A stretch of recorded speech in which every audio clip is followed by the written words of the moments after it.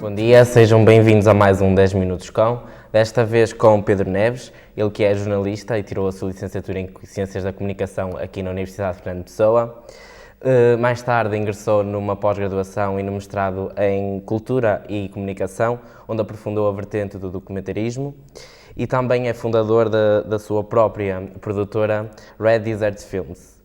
Pedro, desde já agradeço-lhe o facto de ter aceito o nosso convite. Obrigado. E não posso começar esta entrevista sem lhe perguntar qual é a sensação de voltar àquela que em tempos foi a sua segunda casa. É boa porque, primeiro, o convite veio de uma pessoa que eu gosto muito e de quem me tornei muito amigo, que é o professor Ricardo Jorge Pinto, quem fui aluno, para quem trabalhei e que agora somos amigos e fico muito contente com isso. E depois porque é bom vir aqui falar convosco e partilhar um bocado da experiência que fui tendo. Pergunto-lhe também o que é que lhe despertou o interesse na área das ciências da comunicação. O que me despertou o interesse é porque eu desde sempre queria mesmo ser jornalista, não é? Isto começou há muitos anos. Fazia muitas reportagens também com um amigo alemão, que é jornalista da rádio e da televisão alemã, que é o Jochen, ainda hoje ele é, e levava muitas vezes com ele, tinha eu, 12, 13, 14 anos, porque eu dizia que queria ser jornalista e ele queria que eu visse o que era isso, não é? E depois ele fazia a peça dele e eu fazia a minha. E era isso que eu queria ser, era jornalista. E achei que as ciências da comunicação me podiam levar aí, e levaram. Na verdade, levaram. Pedro, conte-nos um bocadinho do seu percurso, das coisas que fez desde que saiu da universidade. Eu já fiz muitas coisas. Colaborei com o Expresso, muitos anos.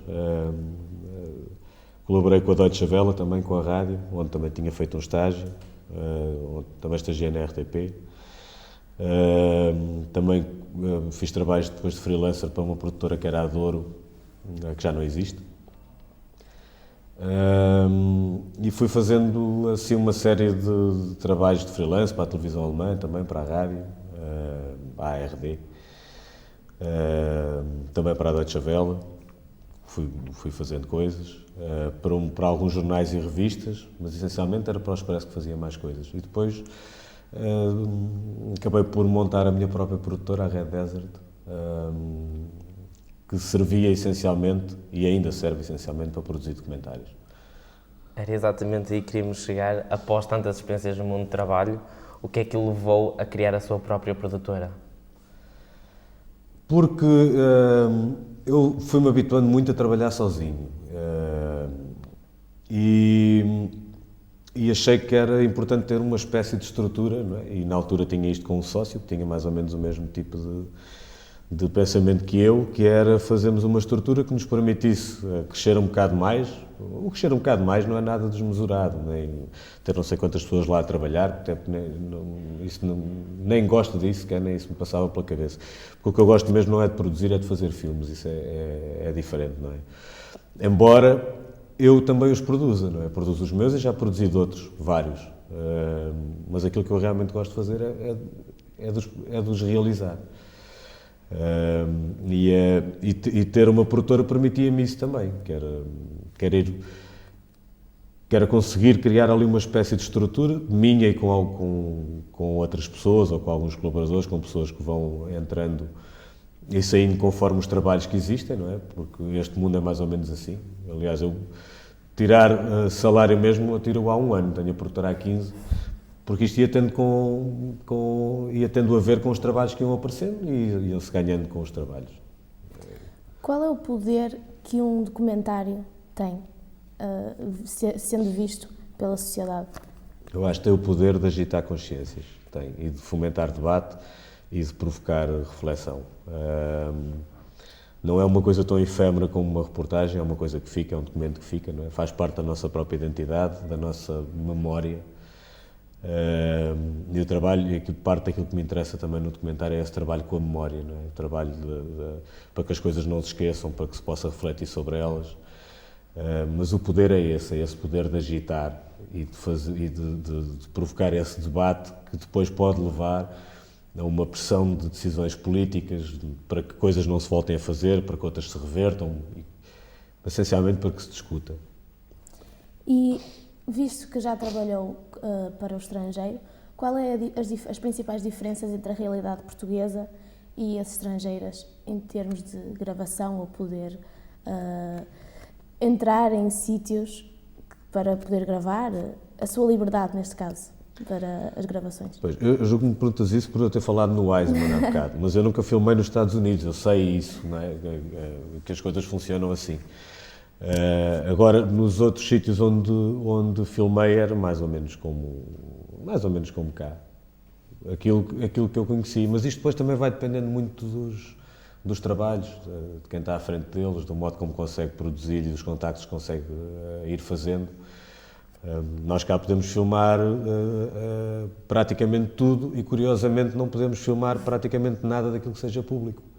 O que é um paradoxo e é um bocado estranho, não é? E não há uma cultura de falar, não é? Eu não imagino, por exemplo, no caso dos Estados Unidos, em que as pessoas pudessem fugir tanto às questões e não dizer nada, porque lá eles acabam por dizer. Isso é uma coisa mais natural, não é? Aqui não, mas temos uma cultura diferente.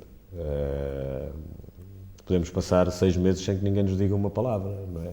Tentamos uma autorização para filmar um tribunal, um hospital, uma escola e muito dificilmente a podemos ter. Agora, no resto, nós podemos filmar aquilo que quisermos. Após a dedicação, muitas vezes de meses, digamos, para a elaboração ou a criação de um documentário ou de um filme, qual é a sensação que sente quando ganha algum prémio? Pelo menos sabemos que 9 prémios já ninguém lhes tira. Qual é a sensação que se sente ao ganhar um prémio? Pois, eu acho por acaso que a maior sensação que sente é quando o filme se acaba.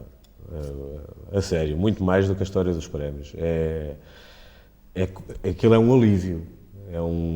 São meses ou anos a trabalhar numa coisa e de repente aquilo chega a um fim. E isso é fantástico porque permite desligar um bocado da cabeça daquele projeto propriamente dito, embora nem sempre vários ao mesmo tempo a gravitar por aqui, não é? Sempre é 24 horas por dia, todos os dias, é sempre mesmo.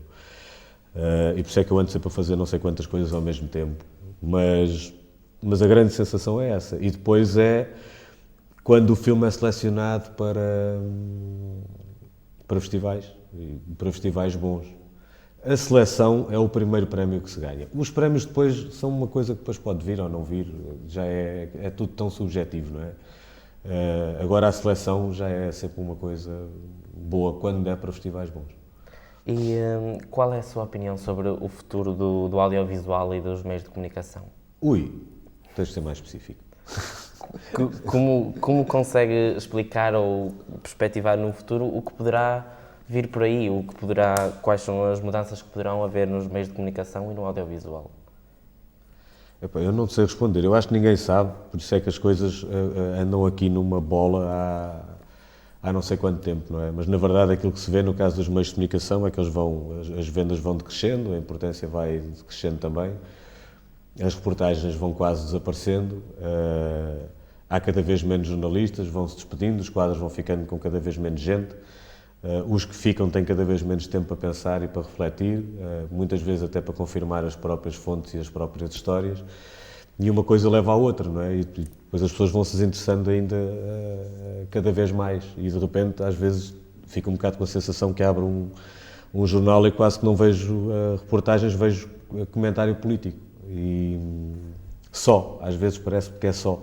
E que de repente andamos aqui a gravitar também à volta de uma ideia de economia, que nem é economia, que é finança, em que só se fala disso e parece que mais nada acontece. Eu sei que quase tudo deriva disso, mas há muitas histórias para contar e era muito bom que elas fossem contadas. E, na verdade, não vejo como é que nem as televisões, nem os jornais conseguem sair de uma crise tão grande onde estão, até porque, de repente, ficaram com esta concorrência brutal das redes sociais e do Facebook e do YouTube e de tudo isso, dos jornais online. Só que às vezes a sensação com que fico é que se repetem muito, não é? E que andam todos atrás uns dos outros. E eu acho que isso não ajuda nada a que a coisa possa dar uma volta, não é? Nem o desinvestimento, nem o fazer jornais sem jornalistas. Eu não sei como é que se faz um jornal sem jornalistas, não sei como é que se faz um jornal sem fotógrafos. Ainda há pouco tempo vi até uma coisa muito interessante que era, eu posso me estar a enganar nos nomes, mas era o Chicago Tribune e o Sunday Tribune, são os dois jornais de Chicago, um despediu os jornalistas todos, o outro, os fotógrafos todos, o outro tinha uma equipa de fotógrafos e aquilo era ali um jogo de beisebol onde ganhava a equipa da casa, isso já não me recordo bem, ao fim de não sei quantos anos, e depois tínhamos a capa de um e a capa do outro. E a pergunta que se punha ali era: vale a pena ou não vale a pena ter fotojornalistas a trabalhar? E se vocês forem procurar isso, eu garanto-vos que vale muito a pena. Então, o que é que acha que faz falta nos meios de comunicação? Eu, se calhar, acho que faz falta voltar-se a apostar naquilo que leva as pessoas a comprar os jornais. E o que leva as pessoas a comprar os jornais são reportagens. Reportagens desenvolvidas e com tempo e boas fotografias. Eu acho que é isso que faz as pessoas comprar os jornais. Porque eu acho que quando eles se repetem ou se tornam apenas num emaranhado de perguntas ou de takes de agências,